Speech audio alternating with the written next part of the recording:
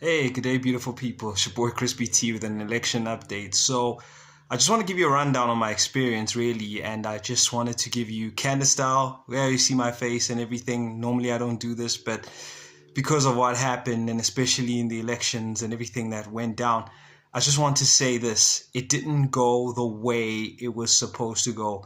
And what I mean is this: is that if you remember in the actual prophecy, I actually said that I'll be in and out. I wasn't in and out at all.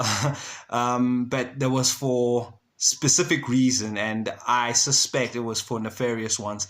And the reason is this: is that come to find out, we were supposed to go to the venue, and yes, I did go out with my sister, like I said, but they actually switched the venue on us, meaning that the venue that I'd been voting at or voting in for the last 20 years, or over 20 years, I should say, actually was changed. And I'm like, all right. And I actually heard it from my brother and my mother at the time, and they were saying that hang on, we actually changed venues when they went before us. And I'm like, okay, cool.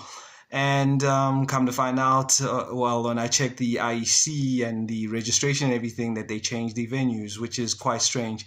And upon reaching there with my sister, we got there was a whole lot of confusion and a whole lot of things just going on. And it was like, firstly, the police were there, but they were not at the gate, neither were the IEC officials, which is quite weird, isn't it? And it was okay. Everybody was trying to work out as to where should they line up, because it looks like there was a few lines heading to different tents in this venue, and they changed it to the church here. And we looked around, and we were like, okay, fine. And eventually my sister went and asked the police. We were then told to go to a specific line, and we went to the line that we were supposed to go, because there was a line for, or they were pretty much separating them for with the alphabets or the surnames and everything. So it was like, okay, fine. We stood where our surname was, and where we are designated, and that's where we headed to. And the next thing, we're waiting. We're like, okay, this line is not that long, because we've been in longer lines, but it's going very, very slow, suspiciously so. No IEC officials came up to us, none of that. And come to think that the only time we spoke to an IEC official is when we got to the door of the actual tent at the entrance. And no request for IDs, none of that. And of course, as soon as we got to the one table, the lady there didn't even look at our IDs, didn't request IDs. Even when I looked at the other people, it was more like they were just requesting surnames. So people were pretty much, okay, they find their surnames, their surnames there, and then the woman would say, yes, you are here. And of course, they went their own way, got their ballots, and they went and voted. The next thing, I get there and I'm like, all right, cool. And I check, and yeah, I made sure my name was scratched off and everything, because I produced my ID. I wasn't even requested. I had to pretty much force my ID onto the person, and I'm like, here it is. And that's my surname. Please, can you just find it? And it was taken a little bit of a while. And I just made sure that, my name was scratched off. And my sister was then behind me, same thing. And then we noticed that, hang on, somebody wasn't scratched off over here, as in we actually saw our father, who had walked in and went out, and he wasn't scratched off, and we're like, okay, there's something weird here happening. But I'm saying all of this just to say to you guys that I eventually did vote, and that went okay and everything else. But we went around, and I was asking people, were people scanned and everything, and what was going on with IDs.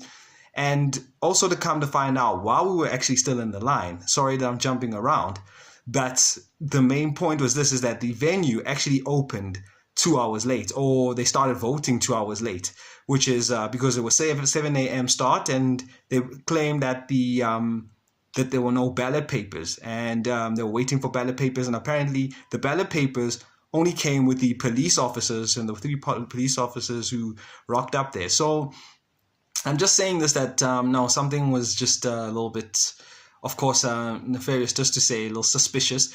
But if you remember the actual prophecy as to what was actually going on, and why the ruling party would eventually win, was because of the aid of all of this. And I have to report this, because the experience didn't go quite as what was supposed to be a basic in and out.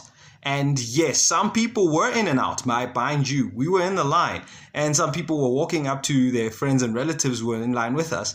And they were saying that, no, we were in and out.